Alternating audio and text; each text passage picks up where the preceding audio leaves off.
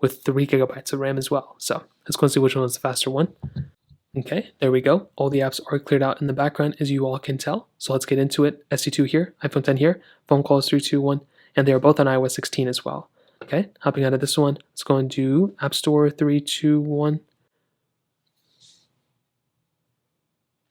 And the iPhone 10 was actually a little bit faster there. Very, very strange. I was not expecting that. The SE2 I'm expecting to be the faster one because it does have a newer chipset and all that other stuff. Clock 321. Okay, I think the SE2 was faster there. Okay, let's go and get into stocks 321. And 2 different panels here, so we're just going to have to kind of let this one slide. Let's go and get into Apple TV, which I do not have here. 3, 2, 1. iPhone 10 I think glitched up a little bit right when I opened it up, but I don't think it was that crazy big of a deal. But it did load up faster on the iPhone 10 there. I don't know if that was another issue or what the heck was going on over there. Let's go and do podcast 3, 2, 1. Okay, iPhone SE2 is a faster one too. Now let's get into some of these third-party apps. Now I have a game like Genshin Impact. It's a fairly large game, but I want to test it on both 3, 2, 1. I am expecting the iPhone SE2 to be better here, but honestly, you just never know.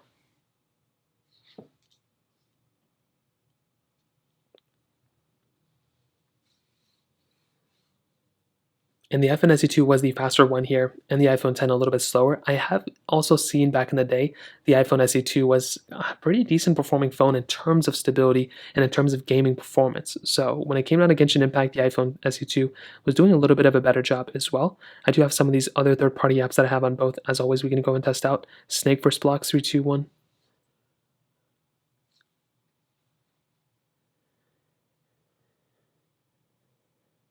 Almost identically the same thing on both. Let's go and do Facebook 3, 2, 1.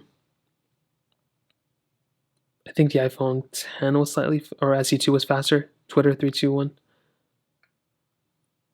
And the iPhone SE2 again was the faster one. Hopping out of this one, let's go and get into Netflix 3, 2, 1.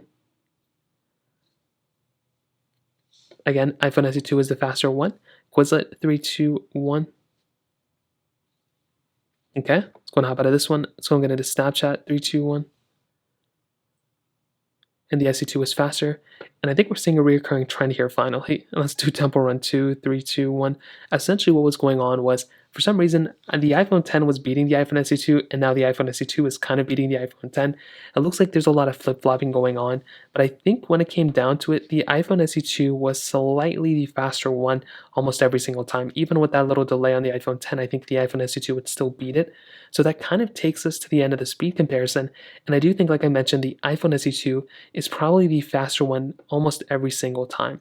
I think the iPhone 10 is the one I would recommend buying in terms of design and everything, but the SE2 is the faster one when it comes down to it. So